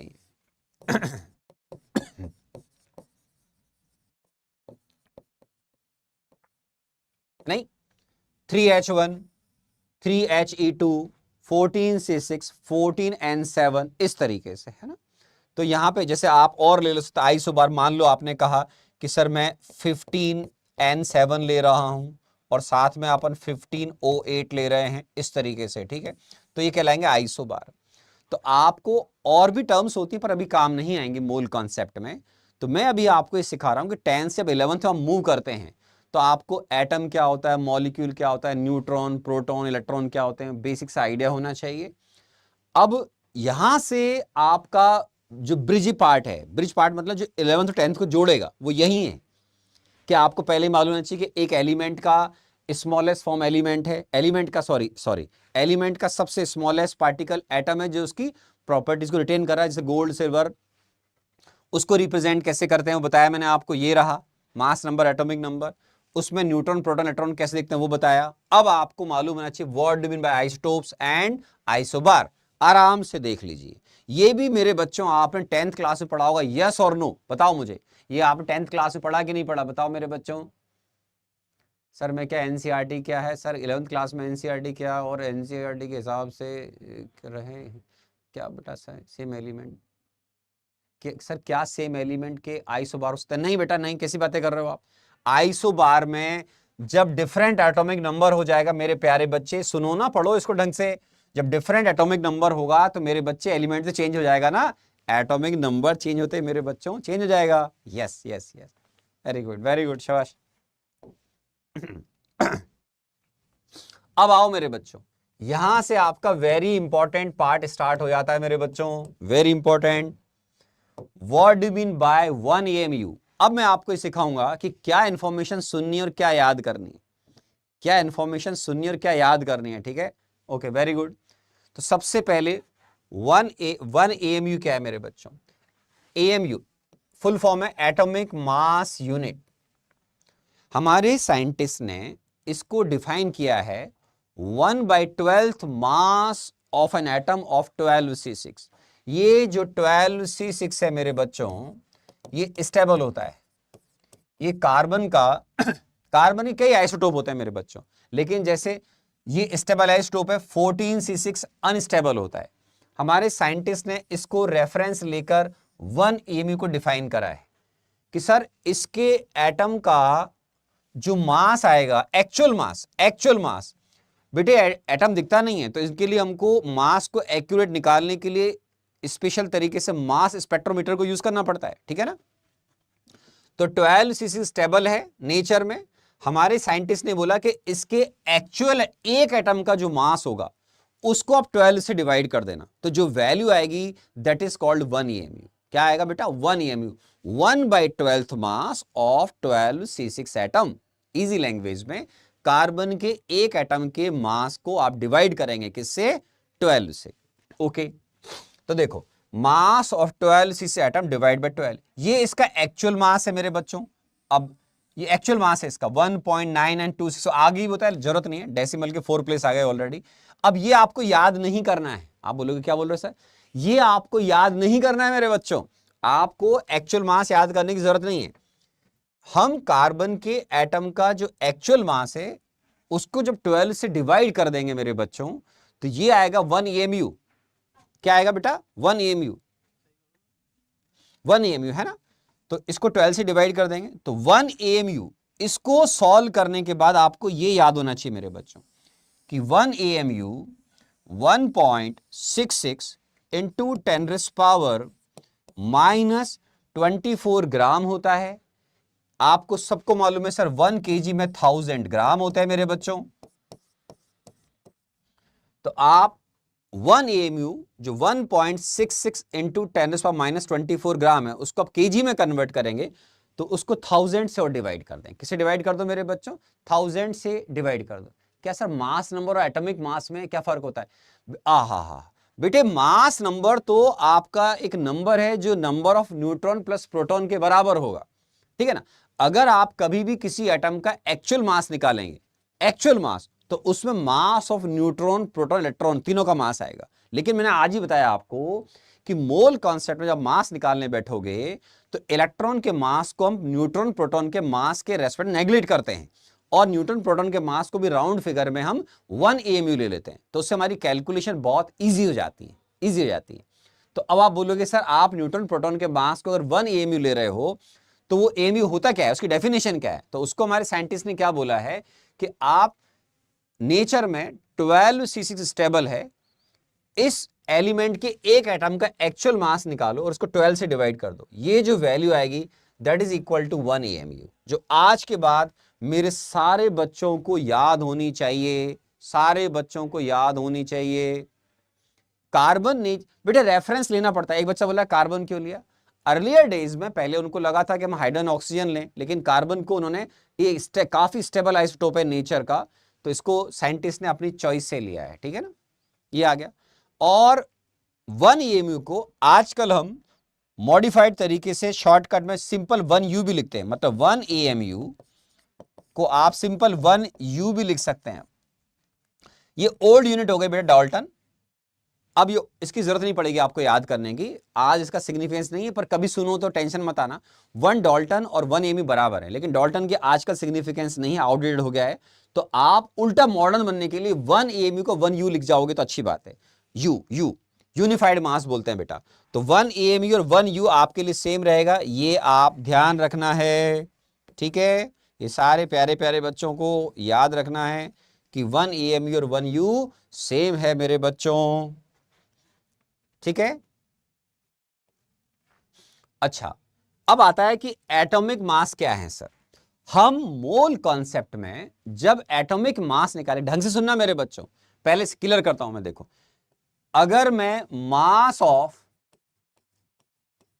23Na11 एक्चुअल निकालने बैठ गया, एक्चुअल मास, तो वो तो किसके बराबर होगा? मास ऑफ, राइट, वो फिर आपके पास हो जाएगा मास of neutron plus proton plus electron, ठीक है। लेकिन अब हमको मास में ये तो सही है कि सर ये मास ऑफ, इजी लैंग्वेज में मास of neutron plus proton plus electron निकालना पड़ेगा आपको, ठीक है। लेकिन आपको मैंने अभी ये सिखाया कि हम सर एक्चुअल में जब मास निकालते हैं ये डेटा काफी खराब होता है, आप ठीक से इसको याद नहीं कर पाएंगे, आप मेरे बच्चों इसको ठीक से याद नहीं कर पाएंगे। पीटर एटकिन बेटा आपको नहीं करनी होती, एक बच्चा बुक के पूछा, नहीं आप किसी काम नहीं आएगी सर थोड़ा, ठीक है ना। तो ये जो एक्चुअल मास है वो तो ये होता है। अब आपको एटॉमिक मास पूछा जा रहा है, एटॉमिक मास का मतलब होता है एक एटम का मास, एटॉमिक मास मतलब मास ऑफ एन एटम। लेकिन हम इसमें क्या करते हैं कि अगर आप you are talking about 23Na11, तो सिंपल इसको हम ग्राम में याद नहीं करते कि सर पहले मैं एक्यूरेट मास न्यूट्रॉन का रखूंगा, फिर एक्यूरेट मास न्यूट्रॉन का प्रोटॉन का ऐड करूंगा, फिर एक्यूरेट मास इलेक्ट्रॉन का लूंगा, ये नहीं करना होता है ना। ये हमको एक्यूरेट मास नहीं निकालना होता है, हमको उसके मास को सिंपल AMU में रिप्रेजेंट करना होता है। अब कैसे रिप्रेजेंट करोगे? देखो इसमें 23 कौन है? न्यूट्रॉन प्लस प्रोटॉन, ठीक है। हमने एक न्यूट्रॉन और एक प्रोटॉन के मास को लगभग सेम लिया, कितना? 1 AMU। तो आपके लिए केमिस्ट्री अब आसान हो गई, आपको एक्यूरेट मास नहीं ऐड करने हैं, प्रोटॉन का मास थोड़ा न्यूट्रॉन से कम, उनसे काफी कम इलेक्ट्रॉन का, उनके एक्चुअल मास को ऐड नहीं करना है आपको। सिंपल जब एटॉमिक मास पूछा जाएगा, एटॉमिक मास मतलब मास ऑफ एन एटम, ठीक है। कि अगर मैं आपसे बोलूं कि सर एटॉमिक मास का मतलब क्या है, तो आपको मोल कॉन्सेप्ट में एटॉमिक जो मास है मेरे बच्चों वो AMU में लिखना होता है, mass of an atom. Atomic mass मतलब एटम का मास, मॉलिक्यूलर मास मतलब मॉलिक्यूल का मास, एक मॉलिक्यूल के मास को आप क्या बोलेंगे? Molecular mass. तो आप इसके अंदर केवल इसका जो मास नंबर है उसको AMU में लिखेंगे, क्योंकि मैंने एक न्यूट्रॉन प्रोटॉन के मास को लगभग हम बराबर मानते हैं यहां पर, है ना। कैलकुलेशन में, पूरे स्टोइकियोमेट्री में कैलकुलेशन में सारे अच्छे बच्चों को ध्यान रखने की बात। तो आप बोलोगे फिर जिंदगी हमारी बहुत आसान हो गई। हाँ भाई, नहीं तो हर बार अगर एक्यूरेट मास निकालने बैठ गए तो पागल हो जाओगे। तो ये सिंपल जो मास नंबर है वो ही आपका AMU में लिखना होता है आपको, ठीक है। तो अब हम बोलेंगे atomic mass of Na is 23 AMU। क्या हो जाएगा? 23 AMU, बस सिंपल। तो जो मास नंबर है वो ही राउंड फिगर में आपको AMU में रिप्रेजेंट करना होता है कि सर मैं तो एक न्यूट्रॉन प्रोटॉन के मास को बराबर मानूंगा और वो मास लिया जाएगा 1 AMU। तो ये एटॉमिक मास ऑफ Na लिया जाएगा 23 AMU। सोडियम का कौन सा आइसोटोप ले रहा हूं वो मैं अभी आपको बता रहा हूं, आने वाले समय में और सिखाऊंगा। अब देखो यहां सीखना मेरे बच्चों, एटॉमिक मास ऑफ ऑक्सीजन, यहां बच्चे कंफ्यूज होते हैं, molecular mass of oxygen, atomic mass of oxygen. अब बताओ मेरे बच्चों, ऑक्सीजन नेचर में, ऑक्सीजन अगर मैं कभी बोलूंगा इसके एटम की बात कर रहे हैं और एक बात कर रहा हूं इसके मॉलिक्यूल की बात कर रहा हूं, तो मॉलिक्यूल का मतलब है O2 और एटम का मतलब है O। ध्यान रखना है क्या है O और ये क्या है O2। O2 मॉलिक्यूल है बेटा, ये एटम है, बिल्कुल बेसिक बात। तो atomic mass of oxygen, O का मतलब होता है 16O8। ठीक है, ये एटम है मेरे बच्चों ऑक्सीजन का एक। अब बताओ इसका मास क्या लिखूं, सारे बच्चे बताएंगे। मैं एटॉमिक मास ऑफ ऑक्सीजन क्या लिखूं, देख के बताओ, सारे बच्चे बताओ मेरे प्यारे बच्चों, बताओ। इसका एटॉमिक मास लिखा जाएगा 16 AMU। क्या लिखा जाएगा बेटा, 16 AMU। फाइन। और अगर मैंने बोला मॉलिक्यूलर मास, तो एटॉमिक मास ऑफ ऑक्सीजन का मतलब है आप O का मास लिख रहे हैं, मॉलिक्यूलर मास का मतलब आप O2 की बात कर रहे हैं मेरे बच्चों। तो O2 का मास डबल हो जाएगा, वाई, बिकॉज वन मॉलिक्यूल में दो क्या होते हैं, ऑक्सीजन के एटम्स होते हैं। तो मॉलिक्यूलर मास ऑफ ऑक्सीजन कितना हो जाएगा मेरे बच्चों, 32 AMU, ये हो जाएगा। फाइन, ठीक है, very good very good very good. ये बेसिक बात है, मैंने पहले कहा था क्लास उन बच्चों के लिए 10th पास करके बैठे हैं और 11th में जा रहे हैं और जो IIT नीट की तैयारी करना चाहते हैं, तो उनके बेसिक चेक तो कर लें पहले। ये ब्रिज कोर्स की तरह काम करता है कि जब हम 10th से 11th में मूव कर रहे हैं तो हमें मालूम होना चाहिए। अब आप सोचो किसी बच्चे को एटम मॉलिक्यूल अब भी नहीं मालूम तो उसको अपन क्या बोलेंगे, समझ रहे हैं आप? Very good. अब देखो मेरे बच्चों, मॉलिक्यूलर मास ऑफ CO2 निकालना है। अब CO2 क्या है, CO2 तो मॉलिक्यूल हो गया। अब इसमें कौन कौन है देखो, एक तो है 12C6 कार्बन है और साथ में 16O8 है। अब देखो इसका मास निकालने बैठोगे तो कार्बन का कितना हो जाएगा, 12 AMU, और ऑक्सीजन के दो एटम है इसके अंदर। ये देखो, one molecule of CO2 contains, सब समझते हैं बेटा, one molecule of CO2 contains one atom of oxygen, sorry, one atom of carbon and two atoms of oxygen। तो तुम बताओ मेरे बच्चों क्या ऐड करूंगा, बोलो। 12 प्लस 16 प्लस 16 कितना आएगा मेरे बच्चों, 44। ठीक है, वेरी गुड, शाबाश। या 44 यू लिख लो, वेरी गुड। तो यहां फिलअप करो, molecular mass of oxygen is 44 AMU। Very good, शाबाश। बेसिक्स क्लियर है सबके, इसका बहुत अच्छी बात है ना, बहुत बढ़िया बात है, बहुत ही बढ़िया बात है। तो ये मास हम जो लेंगे वो AMU में ले रहे हैं, किस में ले रहे हैं, इसमें ध्यान क्या रखना है, आप इसमें बाय डिफॉल्ट न्यूट्रॉन प्रोटॉन के मास को सेम मान रहे हो, कितना, 1 AMU मान रहे हो, ये ध्यान रखना होता है ना। और इलेक्ट्रॉन के मास को नेग्लेक्ट करते हैं हम लोग, है ना। ओके, और आगे बढ़ो मेरे बच्चों, ये भी हो गया, ये भी हो गया, ये भी हो गया, बहुत बढ़िया। अब सुनो, ये टर्म मोल में कम काम आती है लेकिन फिर भी आपको अच्छी नॉलेज होनी चाहिए, क्योंकि अगर हम IIT या नीट की प्रिपरेशन करेंगे तो हमको सब कुछ आना चाहिए। तो अगर आप कभी भी एटॉमिक मास को डायमेंशनलेस या कन्वर्ट करना चाहते हैं कि सर उसकी यूनिटी ना रहे, तो डायमेंशन लेस करने के लिए टर्म डिफाइन होती है रिलेटिव एटॉमिक मास। देखो एक बात और सीखना कि आप जैसे, एक और बता रहा हूं मैं आपको, जैसे मान लो आप लोग 24 Mg12, ठीक है, ये है एन एटम ऑफ मैग्नीशियम। ठीक है, अगर मैं आपसे बोलूंगा बेटा इसका एटॉमिक मास बताओ, तो सारे बच्चे बोलेंगे sir atomic mass of magnesium is 24 AMU। 24 AMU। अब अगर आप इसको ग्राम में कन्वर्ट करना चाहते हैं तो ये हो जाएगा इस, और 24 इंटू, आज ही सिखाया बेटा, 1 एमयू था 1.66 इंटू 10⁻⁻24 ग्राम। 24 इंटू 1.66 इंटू 10⁻⁻24 ग्राम, ठीक है ना। अगर आपसे एग्जाम में ग्राम में मास पूछा जाएगा तो आप इस तरीके से निकाल लेना बेटा, है ना, ठीक है ना, ठीक है ना। ओके, हो जाएगा मेरे बच्चे। तो एटॉमिक मास मैग्नीशियम का ऐसा हो जाएगा, फाइन। तो ये एमयू में चलेगा, आपको बहुत ज्यादा एमयू में ध्यान रखना है। कभी भी ग्राम में कन्वर्ट करना पड़े तो आपको जो मैंने सिखाया 1 एमयू 1.66 इंटू 10⁻⁻24 ग्राम, इसको ध्यान रखना है बेटा, वेरी इंपॉर्टेंट लिख दिया, याद रहना चाहिए आपके। अब देखो मेरे बच्चों, रिलेटिव एटॉमिक मास ये डायमेंशनलेस है। कभी भी आप अगर किसी एटम के मास को, आप कभी भी किसी भी एटम के मास को, सर मैं गुजराती मीडियम से हूं बट आप नेक्स्ट लेवल का पढ़ाते हैं, मैं आपको बेटा, मैं यार गुजराती नहीं समझता, एक्सट्रीमली सॉरी बेटा, मैं हिंदी इंग्लिश में बोलता हूं बेटा, है ना, ठीक है ना, ठीक है ना, ठीक है, ओके चलिए। हाँ बेटा, हमारे हिंदी इंग्लिश में चलता है बेटा ना, ठीक है। तो देखो, रिलेटिव एटॉमिक मास राम से या रैम से रिप्रेजेंट करते हैं। रिलेटिव एटॉमिक मास, कभी भी अगर मैं एटॉमिक मास को 1 एमयू से डिवाइड कर दूंगा तो वो डायमेंशनलेस हो जाएगा।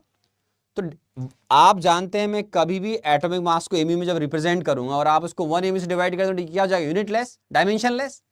तो उसकी न्यूमेरिकल वैल्यू सेम रहेगी बेटा। How we define relative atomic mass, always take mass of atomic या atomic mass in amu just divide by 1 MU.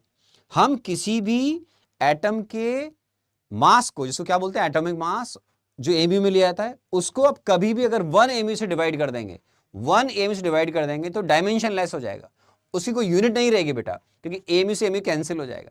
Atomic mass मैंने अभी आपको सिखाया कि हम एमयू में लेते हैं। इसी तरीके से रिलेटिव मॉलिक्यूलर मास आपको कभी भी अगर कैलकुलेट करना है तो मॉलिक्यूलर मास जो आपने कैलकुलेट किया उसको 1 एमयू से डिवाइड कर दीजिए, तो वो रिलेटिव मॉलिक्यूलर मास हो जाएगा। जैसे आराम से देखो, atomic mass of, suppose magnesium की बात की तो इज 24 AMU, क्या हो जाएगा, 24 AMU। लेकिन अगर मैंने लिखा मेरे बच्चों कि रिलेटिव एटॉमिक मास बताओ, तो relative atomic mass of magnesium is, उसको 1 AMU से डिवाइड कर दो मेरे बच्चों, तो 1 AMU से जैसे डिवाइड करोगे 24 AMU डिवाइड बाय 1 AMU, ठीक है ना, ठीक है ना। तो ये relative atomic mass of magnesium is 24। अब आपको AMU नहीं लिखना है बिकॉज AMU से AMU डिवाइड हो जाएगा, ठीक है ना, ठीक है। एक बच्चा बोला सर राम मत बोलो सर, देखो राम हिंदी में बोलोगे तो राम बोलते हैं, स्पेलिंग यही होती है, ठीक है। हाँ ठीक है, कुछ नहीं बोलेंगे बेटा। हाँ अब सुनो, रिलेटिव मॉलिक्यूलर मास, सेम किसी मॉलिक्यूल के मास को जो एमयू में लिख रखा है, अगर आप उसको 1 एमयू से डिवाइड कर देंगे मेरे बच्चों, 1 एमयू से, एटॉमिक मास यूनिट से, तो डायमेंशनलेस हो जाएगा। तो इसको जैसे मॉलिक्यूल का मास CO2 का मास है 44, तो relative molecular mass of CO2 is, क्या बोलोगे मेरे बच्चों, ओनली 44, क्योंकि 44 AMU is the mass of 1 molecule of CO2। तो 44 से अगर आप उसको डिवाइड कर दोगे मेरे बच्चों, 44 AMU को 1 AMU से डिवाइड करोगे तो क्या हो जाएगा, 44। जब भी कभी भी एग्जाम में वर्ड यूज करेगा रिलेटिव, जनरली यूज नहीं करते, तो वहां पर वो डायमेंशनलेस हो जाएगा, उसकी यूनिट नहीं बचेगी। एटॉमिक मास को लिख सकते हो आप, लेकिन जैसे आप बोलोगे रिलेटिव, तो रिलेटिव में 24 के आगे AMU नहीं लिखना है, क्योंकि हमने उसको किससे डिवाइड कर दिया मेरे प्यारे बच्चों, 1 AMU से डिवाइड कर दिया। सर मेहनत तो क्या है, तैयार बेटा, बहुत लंबा लंबा लिख रहे हो यार, कुछ छोटा लिखो, जय श्री राम। अच्छा ठीक है, एटॉमिक मास, एटॉमिक देखो, हमारे यहाँ पर केमिस्ट्री में या फिजिक्स में नॉर्मल स्टडी करोगे तो हम मानकर चलते हैं कि हम जब स्टडी करते हैं उस पर ग्रेविटी का इफेक्ट नहीं है, तो मास और वेट को हम एक बात लेकर चलते हैं जब आप केमिस्ट्री में न्यूमेरिकल सॉल्व करोगे, ठीक है। Sir I have decided to study in English medium for JEE, very good, but just for preparation currently आगे पढ़ नहीं पाया, बहुत बड़ा था, अच्छी बात है बेटा। हाँ जय श्री राम बोल दिया बेटा, सर सर जय श्री राम बोलो, जय कृष्णा भी बोलो, अच्छा जय श्री कृष्णा बस, ठीक है ये भी हो गया। अब देखो, अब आप सुन देखो, रिलेटिव, रिलेटिव वर्ड आ गया, relative atomic mass of magnesium is 24, relative atomic mass of oxygen is 16, relative atom molecular mass क्योंकि CO2 आ गया बेटा इज 44। अब सारे बच्चों को बताना है, क्या बताना है मैं पूछ रहा हूं, रिलेटिव, सारे बच्चे बताएंगे, relative molecular mass of oxygen.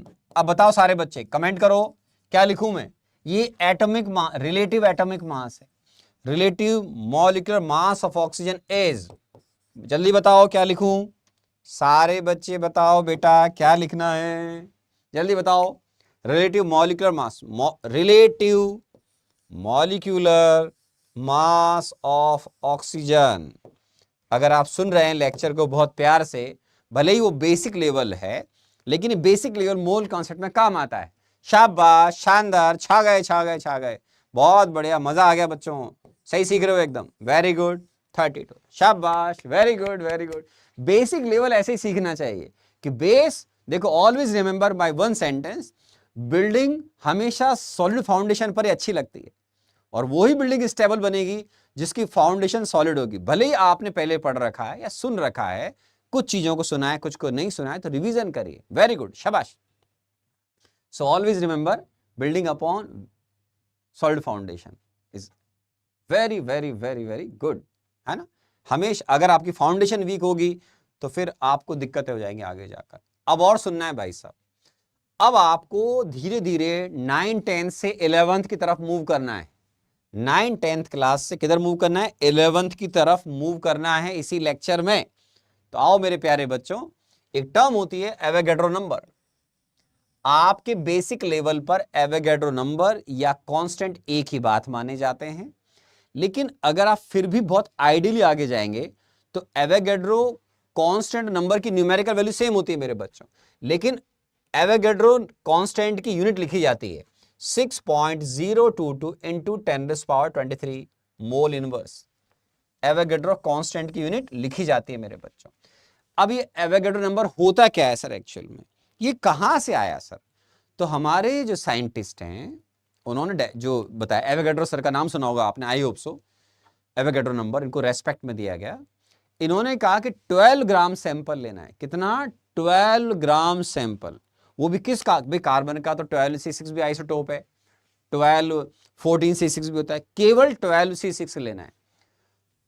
12 gram sample में एग्जैक्टली कितने नंबर प्रेजेंट हैं इसको कैलकुलेट किया गया मेरे बच्चों। How many number of atoms exactly present in 12 gram of sample of carbon. Carbon में भी कंपलसरी कंडीशन है कि उसका स्टेबल कार्बन 12C6 होना चाहिए। तो ये आपका फाइंड आउट हुआ कि 12 ग्राम सैंपल जो 12C6 का होगा उसमें इतने सारे एटम्स होते हैं मेरे बच्चों, इसी को बोला गया एवोगैड्रो नंबर। क्या बोला गया, एवोगैड्रो नंबर। तो ये वैल्यू आपको याद होनी चाहिए।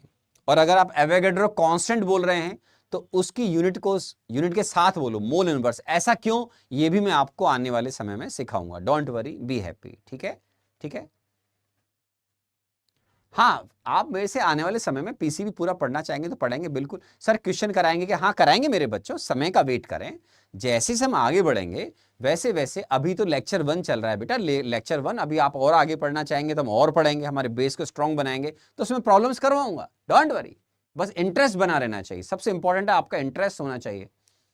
सर रिलेटिव एटॉमिक मास और एटॉमिक मास सेम है, हाँ बेटा दोनों न्यूमेरिकल वैल्यू सेम है, लेकिन एटॉमिक मास का यूनिट होता है और रिलेटिव एटॉमिक मास का यूनिट नहीं होता। बेटा लिख रहा हूं, उनको सीखो, फिर कब सीखोगे बेटा इन चीजों को, इतना क्लियर बोल रहा हूं, एग्जांपल दे रहा हूं। देखो यूनिटलेस क्यों हो गया, क्योंकि अगर आप एएमयू को एमयू में डिवाइड करोगे 1 एमयू से तो डायमेंशनलेस हो जाएगा, ऐसे रिलेटिव मॉलिक्यूलर मास जो है वो भी डायमेंशनलेस हो जाएगा, आप एमयू से डिवाइड कर देंगे तो। एटॉमिक मास और रिलेटिव एटॉमिक मास का वैल्यू न्यूमेरिकल सेम होगा, एक का यूनिट है और एक का यूनिट नहीं है, ऐसे इजी तरीके से याद रखो, है ना।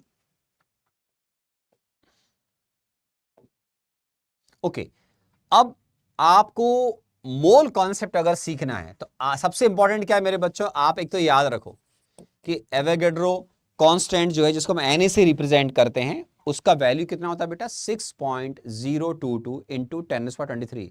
विद यूनिट अगर याद करें तो मोल इनवर्स याद रखो, क्या याद रखो, मोल इनवर्स याद रखो, विद यूनिट याद कर रहे हो।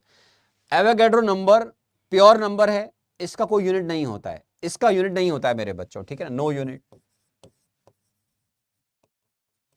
इसका यूनिट डिफाइन क्यों किया गया, एवोगैड्रो कांस्टेंट को यूनिट क्यों बोला गया मोल इनवर्स, उसका रीजन अभी आप जब मोल कॉन्सेप्ट आगे पढ़ना स्टार्ट करेंगे तो उसके अंदर आएगा मेरे प्यारे बच्चों, उसके अंदर आएगा ये, ठीक है। तो सुने आप आराम से। मोल कॉन्सेप्ट को हम 3 पार्ट में डिवाइड करेंगे मेरे बच्चों, मोल कॉन्सेप्ट को हम 3 पार्ट में डिवाइड करेंगे, ठीक है ना। एक बच्चा बोला सर ओजोन नहीं लेते ऑक्सीजन में, नहीं बेटा, ओजोन की प्रॉपर्टीज अलग है, वो ऑक्सीजन के 3 एटम से मिलकर बना है, ठीक है ना। नेचर में जहां आप जी रहे हैं वहां O2 स्टेबल है, ना कि ओजोन, है ना, ठीक है। मोल कॉन्सेप्ट के 3 पार्ट हैं, एक आपको सीखना है mole in terms of number, right, एक आपको सीखना है मेरे बच्चों मोल इन टर्म्स ऑफ मास, और एक आपको सीखना है इन टर्म्स ऑफ वॉल्यूम। तो mole concept in terms of number आप अभी स्टार्ट कर देंगे अपन सीखना, फिर आप चाहेंगे तो और आगे बढ़ते जाएंगे, फिर हम मोल को इन टर्म्स ऑफ मास और इन टर्म्स ऑफ वॉल्यूम भी सीखेंगे, ठीक है ना। तो सबसे पहले मोल इन टर्म्स ऑफ नंबर को हमें सीखना चाहिए। कैसे सीखेंगे मेरे प्यारे बच्चों, सुनो आराम से। सारे बच्चे मुझे एक बात बताओ, जैसे क्रिकेट में हम बोलते हैं कि सर डायमेंशन लेस मतलब बेटा नो यूनिट, डायमेंशन लेस मतलब फिजिक्स पढ़ते हो बेटा, नो यूनिट, जिसका कोई यूनिट नहीं होता है, जिसका कोई यूनिट नहीं होता है, यूनिट लेस, उसको हम डायमेंशन लेस बोल रहे हैं ना। आप यूनिट लेस बोलो, कोई दिक्कत नहीं है ना, ठीक है ना, ठीक है। अब देखो मेरे बच्चों, mole concept in terms of number, in terms of mass और in terms of volume. In terms of number जाने से पहले आपको मैं एक बेसिक बात पूछता हूं कि क्रिकेट में हम बोलते हैं कि सर हाफ सेंचुरी बनाई किसी बैट्समैन ने, क्या बनाई, हाफ सेंचुरी। तो आप इसका मतलब क्या समझते हो, बताओ, अब बताओ मेरे बच्चों। अगर मैं बोलूं क्रिकेट में आप बोलते हो कि सर हाफ सेंचुरी, तो क्या मतलब होता है,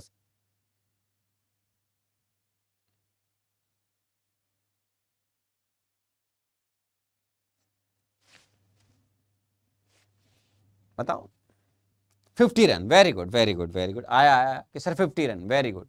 सर रैम की क्या यूज है, नहीं कोई ज्यादा यूज नहीं बेटा, रिलेटिव एटॉमिक मास का कोई ग्रेट सिग्निफिकेंस नहीं है। आप आगे जाके पढ़ोगे जो डेंसिटी होता है, एक होता है स्पेसिफिक ग्रेविटी, तो स्पेसिफिक ग्रेविटी बहुत यूज नहीं होता, बस ये आना चाहिए अपने को, इन्फॉर्मेशन है, काम नहीं आएगी ज्यादा। अच्छा, एक बच्चा बोल रहा है सर एडवांस लेवल का पढ़ाओ सर आप, नो बेसिक लेवल, नहीं बेटा बेसिक लेवल भी पढ़ाना पड़ता है बेटा, है ना, पहले बेसिक लेवल पढ़ाना पड़ता है ताकि बच्चों का बेस स्ट्रांग बन जाए, तब हम एडवांस लेवल का पढ़ते हैं, है ना, शाबाश।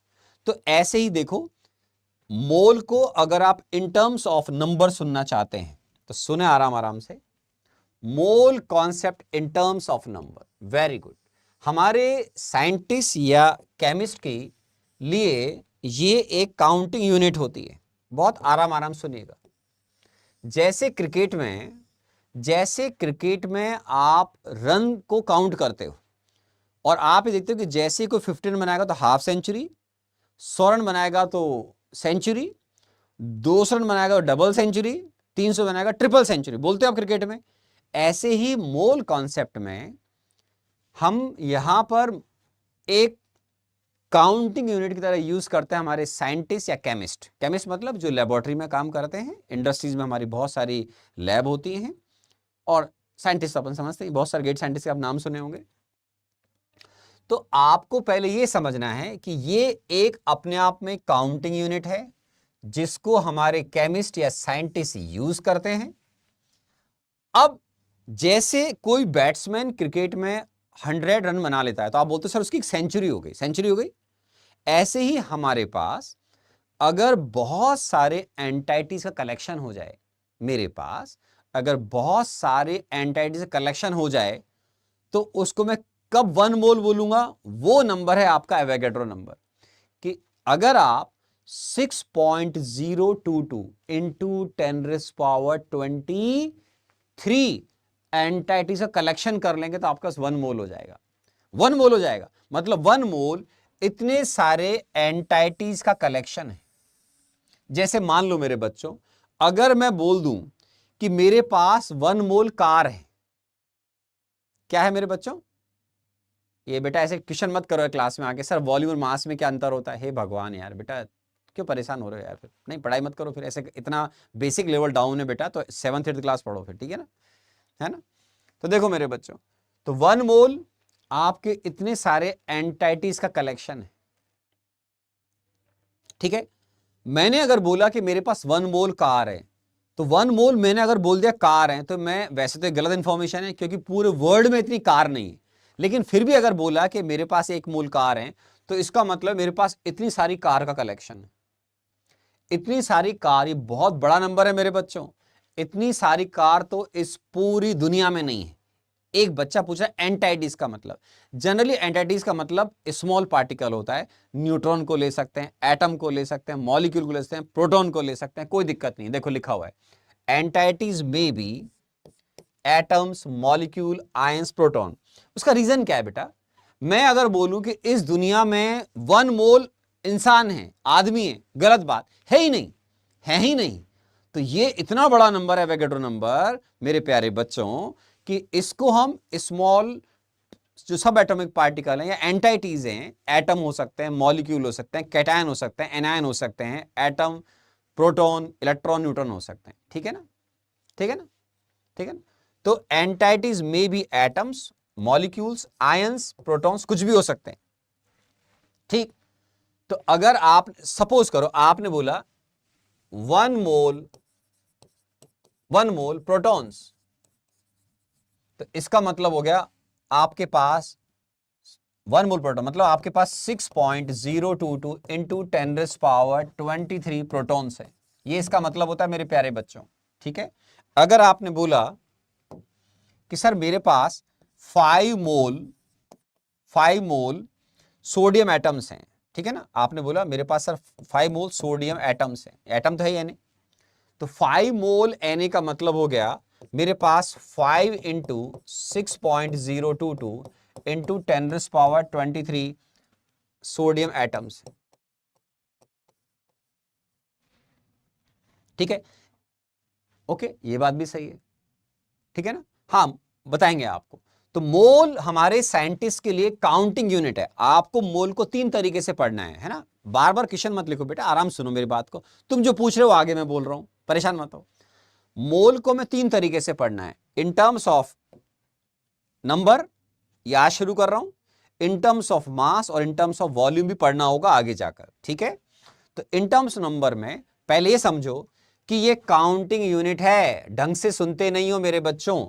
ऑनलाइन के बच्चों का एक ही ड्रॉबैक होता है कि ढंग से सुनते नहीं है। तो आप ढंग से सुनोगे तो सारी चीजों का मजा आएगा, ठीक है ना।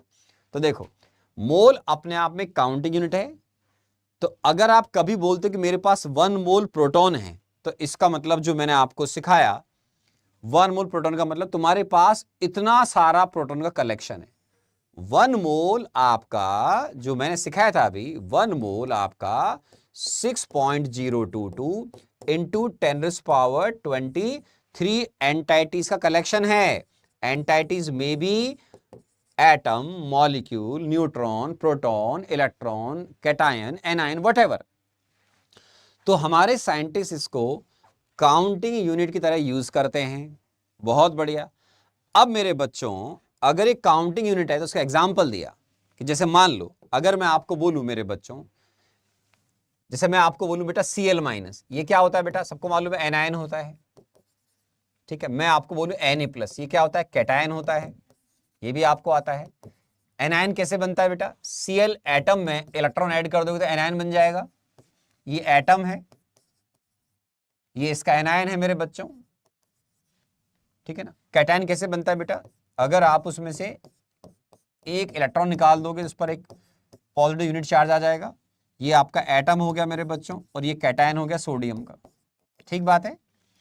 तो अगर और अगर आप किसी एलिमेंट में ज्यादा इलेक्ट्रॉन निकाल लेंगे, सपोज 2 इलेक्ट्रॉन निकाल दोगे, चार्ज उसके ऊपर डबल यूनिट आ जाएगा, 2++2 इलेक्ट्रॉन। तो ये मैग्नीशियम का एटम हो गया मेरे बच्चों, और ये कैटायन हो गया।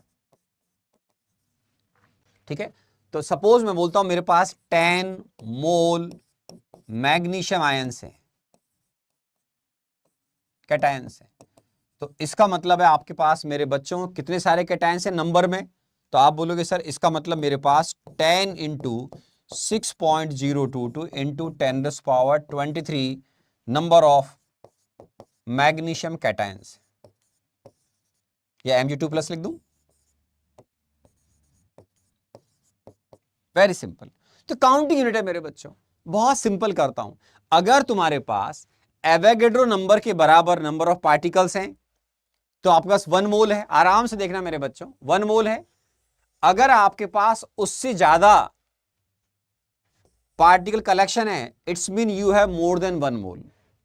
तो आपके पास अगर आपने 5 मोल लिखा तो इसका मतलब आपके पास एवोगैड्रो नंबर से ज्यादा का कलेक्शन है, 5 से मल्टीप्लाई कर दिए। 10 मोल का मतलब 10 इंटू 6.022 इंटू 10⁻23। ठीक है ना, हो गया मेरे बच्चों, ये भी हो गया। तो ये कलेक्शन है बेसिकली। अब मान लो किसी बच्चे ने ये कहा कि सर मेरे पास इतने सारे हैं ही नहीं, मेरे पास बहुत कम है नंबर में। सपोज करो मैंने बोला मेरे पास केवल 1000 CO2 मॉलिक्यूल्स हैं, ठीक है, केवल 100। अब मैं बोलूं कि सर क्या आप मुझे नंबर ऑफ मोल्स बता सकते हो? तो बेटे नंबर ऑफ मोल्स तो आप निकालोगे तो तुम्हारे पास तो बहुत लेस नंबर ऑफ मॉलिक्यूल्स हैं। तो नंबर ऑफ मोल्स अगर आप कैलकुलेट करना चाहते हो तो क्योंकि ये नंबर Na से कम है तो number of moles of CO2 क्या हो जाएगा मेरे बच्चों? 1000 को आप डिवाइड करोगे किससे? 6.022 इंटू 10⁻23 एवोगैड्रो कांस्टेंट से डिवाइड करना है मेरे बच्चों। ठीक है, ये नंबर है। ठीक है, तो ये वैल्यू सॉल्व होने के बाद आपकी जो भी आएगी तो आप लिखोगे सर इसको 1 डिवाइड बाय 6.022 इंटू 10⁻⁻20। फाइन।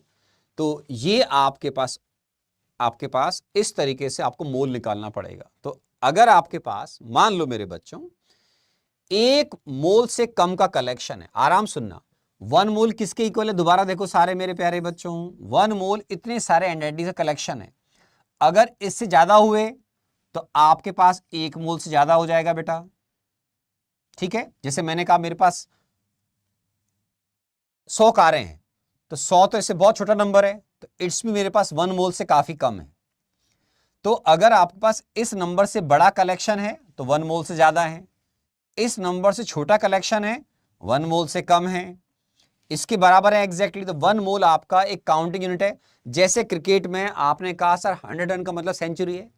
अगर किसी बैट्समैन ने 98 रन बनाए तो क्या वो सेंचुरी होगी मेरे बच्चों? आप बोलोगे नो सर, क्योंकि 98 100 से कम है तो मेरे बच्चों सेंचुरी नहीं मानी जाएगी।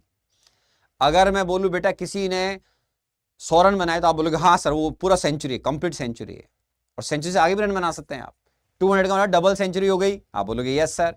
ऐसे ही अगर आपने कलेक्शन इससे ज्यादा नंबर का किया, it's mean you have more than 1 मोल। अगर आपने इससे कम नंबर का कलेक्शन किया, it's mean you have less than 1 mole. Entities generally हम क्यों लेते हैं ये छोटे particle, atom, molecule, cation, ion? उसका रीजन है मेरे बच्चों, आप ना तो इंसान न जानवर इस दुनिया में 1 मोल के बराबर नहीं है। बहुत बड़ा नंबर होता है मेरे बच्चों, बहुत बड़ा नंबर है 6.022 10⁻23। इसलिए ये सब एटॉमिक पार्टिकल्स पर यूज किया जाता है। आपको क्योंकि जरूरत नहीं है कि आप इतने सारे एंटाइटी से कलेक्शन लेके बैठोगे मेरे बच्चों, तो आपको नंबर ऑफ मोल्स निकालने के लिए ये फॉर्मूला बना लो। नंबर ऑफ मोल्स निकालने के लिए given number of entities divide by Na। Na क्या है बेटा? ये वैल्यू लिखा हुआ है, तो ये नंबर रहेगा और इसकी यूनिट है मोल इनवर्स। मोल ऊपर शिफ्ट कर दीजिएगा तो मोल आ जाएगा। जैसे इक्वेशन लिखा हुआ है, पहले आराम सुनिएगा। फॉर्मूला बना लो कि मुझे कभी भी अगर किसी भी एंटाइटीज के नंबर ऑफ मोल्स निकालने हैं तो मैं क्या करूंगा sir, given number of entities divide by क्या कर दूंगा मेरे बच्चों, Na, क्योंकि Na की वैल्यू इसके बराबर है। आपने अगर इससे ज्यादा कलेक्शन लिया होगा it's mean you have more than 1 मोल, इससे कम लिया होगा लेस देन 1 मोल। तो बहुत इजी कॉन्सेप्ट है कि नंबर ऑफ मोल्स जिसके भी कैलकुलेट करने हो उसके गिवन नंबर ऑफ जो भी एंटाइटीज है उसको Na से डिवाइड कर दीजिए बस। तो आप ऐसा करके उसके मोल्स इजीली कैलकुलेट कर सकते हैं। ठीक है, जैसे यहां देखो मेरे बच्चों, find number of moles of hydrogen in its sample of, देखो कितना लिखा हुआ है, 3.011 इंटू 10⁻23 मॉलिक्यूल्स। ठीक है, तो मेरे बच्चों अब आपको इसके मोल्स निकालने हैं। तो आपको दिख रहा है कि ये 6.022 इंटू 10⁻23 के बराबर नहीं है, ज्यादा लग रहा है मुझे। तो सिंपल फॉर्मूला लगा दो, नंबर ऑफ मोल्स ऑफ किसके निकालने बेटा, H2 तो खुद ही मॉलिक्यूल होता है, तो कैसे निकलेंगे बेटा, 3.011 into 10⁻24 divide by 6.022 into 10⁻23। Mole inverse unit है इसकी बेटा, मोल इनवर्स। अब इनवर्स को, मोल इनवर्स को ऊपर ले जाओ, ये तो यूनिट डायमेंशन जब पढ़ोगे तो अपने आप सीख जाओगे। तो इसको जब सॉल्व करोगे मेरे बच्चों तो ये देखो, मोल इनवर्स को ऊपर शिफ्ट कर दिया तो ये तो आ गया मोल। और अगर आप यूनिट्स वगैरह भी नहीं समझते तो वेट करिएगा। अब ये कितना हो गया बेटा, आप बोलोगे सर 1/2 हो गया, 1/2 इनटू ये कितना है बेटा, 10⁻23 डिवाइड बाय 10⁻23, 10 आ गया मेरे बच्चों। तो ये कितना हो गया मेरे प्यारे बच्चों, 5 मोल। कितना हो गया, 5 मोल। तो नंबर ऑफ मोल्स अगर आपको हाइड्रोजन के निकालने हैं तो number of molecules divide by Avogadro constant. अगर आप ये समझते नहीं, मोल इनवर्स को ऊपर शिफ्ट करूंगा तो मोल हो जाएगा, तो फिर आपको हाल फिलहाल मैं बोलूंगा कि बेटा आपको फिजिक्स थोड़ा बहुत तो पढ़नी चाहिए, यूनिट डायमेंशन पढ़ने चाहिए, पर ये बच्चे समझ जाते हैं। तो एवोगैड्रो कांस्टेंट की यूनिट होती है मोल इनवर्स, तो ये आएगा 5 मोल। कितना आएगा बेटा, 5 मोल। सबने निकाला, वेरी गुड। कुछ बच्चों ने 50 निकाला। अब यार 50 कैसे आया इनका मैं समझने की ट्राई कर रहा हूं, मेरे हिसाब से तो 5 आ रहा है बेटा। एक दो बच्चों ने 50 निकाल दिए। Sir I am class 10th qualified, अच्छा very good very good, congratulation, number of moles of, ठीक है चलिए और सॉल्व करो, और प्रॉब्लम सॉल्व करो मेरे बच्चों। और बताता हूं मैं आपको, बहुत सारे प्रॉब्लम मेरे पास, करते रहो। Calculate number of moles of iron, या कुछ और इजी लेता हूं आपके लिए, ऑफ मैग्नीशियम, या मैग्नीशियम भी चलेगा, कोई दिक्कत नहीं है। मेरा लूं, चलो मेरा ले लेता हूं, या किसी और का लेते हैं, रुको ऑक्सीजन का लेते हैं। चलो calculate number of moles of, बहुत सारे किसी का भी ले सकते हैं अपन ने किसका लिया था पहले, चलो छोड़ो, मॉलिक्यूल का ले। Calculate number of moles of CO2 present in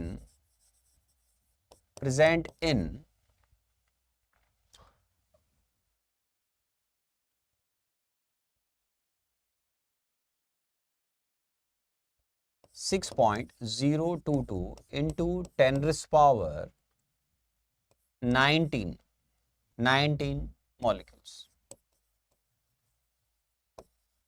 sample. ठीक है, बिल्कुल सिंपल क्वेश्चन, बहुत simple. Calculate number of moles of CO2 present in 6.022 into 10⁻19 molecule sample, या सैंपल्स ऑफ CO2 मॉलिक्यूल्स। ठीक है ना, ठीक है। तो क्या हो जाएगा बेटा, number of moles of CO2 कैसे निकल जाएगा बेटा, 6.022 into 10⁻19 divide by 6.022 into 10⁻23 mole inverse 23। Mole inverse को ऊपर शिफ्ट कर दो, मोल हो जाएगा मेरे बच्चों। ठीक है, अब देखो ये कैंसिल हो जाएगा, आप बोलोगे यस सर, और ये कितना हो गया 10⁻⁻⁴ मोल। सबने सॉल्व किया? Very good very good very good, शाबाश शाबाश शाबाश शाबाश शाबाश, बहुत बढ़िया। तो ये इस तरीके से हम नंबर ऑफ मोल्स कैलकुलेट करते हैं। आप जो भी एंटाइटीज देंगे उसको डिवाइड कर दूंगा, ठीक है। मान लो, चलो हटाओ, मैंने जानबूझकर ऐसा किया कि calculate number of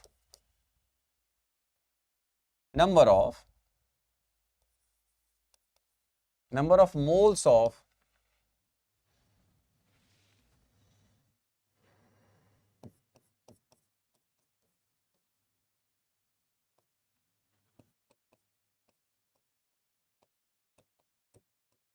in sample of, simple, बस इतना सा लिखा, sample of 10⁻13 Na plus ion sample, ठीक है। तो बहुत सिंपल क्वेश्चन बन जाएगा मेरे प्यारे बच्चों, और सॉल्व हो जाएगा क्या कि सर अगर हम इसको सॉल्व करेंगे तो number of moles of Na plus, ठीक है, कैसे निकलेगा बेटा? Given number 10⁻13 divide by 6.022 into 10⁻23, ये मोल में आ जाएगा बेटा, बस इसी को सॉल्व करना होता है, ठीक है। तो ये हो जाएगा 1 डिवाइड बाय 6.022 इंटू 10⁻⁻10, ठीक है। ये आ रहा है सबका बेटा? सर आप ही फिजिकल केमिस्ट्री बुक कहाँ मिलेगी? बेटा अच्छे बुक सेलर पे सब पे मिलती है, कोई टेंशन वाली बात नहीं है। सर मैं आई हैव क्या है सर, सर आपकी फिजिकल केमिस्ट्री, ठीक है सर। यहाँ पर किसी सर y1 मोल इज, बेटा बताया ना, एक बच्चा बोला sir y1 mole is equal to this. मेरे प्यारे बच्चे बताया था, वही पूछते हो। ये मैंने कुछ दिनों पहले भी कहा था कि बच्चे कंसंट्रेशन से कम पढ़ते हैं। जैसे एक बच्चे ने पूछा कि सर 1 मोल में इतनी सारी एंटाइटीज क्यों आई, ठीक है। तो मैंने अभी थोड़ी देर पहले आपसे कहा था कि एवोगैड्रो नंबर जो है आपका, वो है किसके बराबर? Number of atoms exactly present in this. तो 1 मोल को एक काउंटिंग यूनिट माना गया है। जैसे कोई बच्चा मुझे बोले सर क्रिकेट में सेंचुरी 100 को क्यों माना गया है, तो इसका लॉजिक नहीं है। ये तो हमारे जो जिन्होंने क्रिकेट को इजाद किया, जिन्होंने क्रिकेट को बनाया या गेम को डेवलप किया, उन्होंने डिसाइड कर दिया कि सेंचुरी का 100 रन होंगे। कल पहले एक जमाने 50 ओवर के मैच होते थे, आजकल 50 की जगह 50 होते हैं, लेकिन 15 ओवर के या 20 ओवर का मैच हो, T20, क्या पता T10 भी चल जाए, कुछ जगह चलने लग गया है। तो ये तो चॉइस से डिफाइन करा साइंटिस्ट ने कि हमारे लिए मोल एक काउंटिंग यूनिट है मेरे प्यारे बच्चों, और इस काउंटिंग यूनिट में इतने सारे एंटाइटीज आएंगे। ये किसके बराबर है? इसकी न्यूमेरिकल वैल्यू है एवोगैड्रो नंबर के बराबर। एवोगैड्रो नंबर क्या है? एवोगैड्रो नंबर है कि 12 ग्राम कार्बन का जो सैंपल है, जो भी केवल 12C6 का होना चाहिए, उसमें एग्जैक्टली कितने नंबर ऑफ एटम्स हैं। तो ये तो देखो साइंटिस्ट की चॉइस है कि उन्होंने मोल को एक काउंटिंग यूनिट लिया, स्पेशली यूजफुल फॉर सब एटॉमिक पार्टिकल।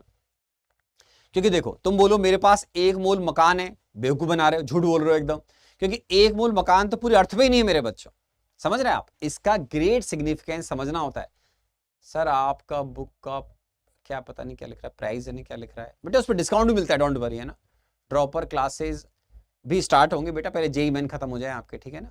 सर मैं तो बहुत सारे हाथ जोड़ रहा है, सर मैं तो 10th बोर्ड में, 10th ICSE में हूं। तो कोई बात नहीं, आप 10th में हैं तो बेटा 10th में IIT तैयारी तो करोगे, IIT नीट की तैयारी करोगे, उसमें काम आएगा। ये तो वेरी गुड, अच्छी बात है, ठीक है ना। ओके हाँ, जैसे देखो आपने, जैसे अभी एक बच्चे ने बोला कि सर हम हिंदी में दर्जन बोलते हैं, डजन, राइट। तो 1 दर्जन का मतलब हिंदी में होता है 12। अगर आपने बोला मेरे पास 1 दर्जन केले हैं, तो इसका मतलब 12 केले हैं आपके पास, तो एक काउंटिंग यूनिट है। आप कोई बोले 12 ही क्यों लिए 1 दर्जन में, अरे यार जिसने बनाया वो बताएगा। तो ऐसे ही 1 मोल को हमारे केमिस्ट या साइंटिस्ट ने काउंटिंग यूनिट की तरह यूज किया, और वो है मेरे प्यारे बच्चे नंबर, जिसकी मैथमेटिकल वैल्यू एवोगैड्रो नंबर के बराबर है। और एवोगैड्रो नंबर किसके बराबर है वो मैंने बताया, कैसे डिफाइन किया साइंटिस्ट ने, 12 ग्राम सैंपल के बेस पर, 2-3 बार पहले बता दिया। तो आप पढ़ते रहें, मन लगाते रहें। मेरा दिमाग 1 मोल के बराबर, अरे बाप रे, very good. I mean 8th standard, 8th class में ही हो, ओ माई गॉड। 10th में बेटे, 10th से अगर तुम जेई की प्रिपरेशन करो तो तुम्हें थोड़ी दिक्कत आएंगी, पर 10th में आप जेई की प्रिपरेशन स्टार्ट कर सकते हो। थोड़ा डिफिकल्ट रहता है 10th से 11th में अगर आ रहे हो आप, मूविंग हो, तो आपको ज़्यादा अच्छा रहेगा, क्योंकि आपका ब्रेन अच्छा डेवलप हो चुका था। But if you are very intelligent, brilliant, तो आप मोल को सीखने की ट्राई कर सकते हो। Very good for 10th class students also. ठीक है, तो मेरे बच्चों, अच्छा ठीक है, हाँ हाँ ठीक है। और जो एक बच्चे ने पूछा था मेरे से कि सर रिलेटिव को दोबारा बताओगे, बेटा रिलेटिव में कुछ नहीं करना है।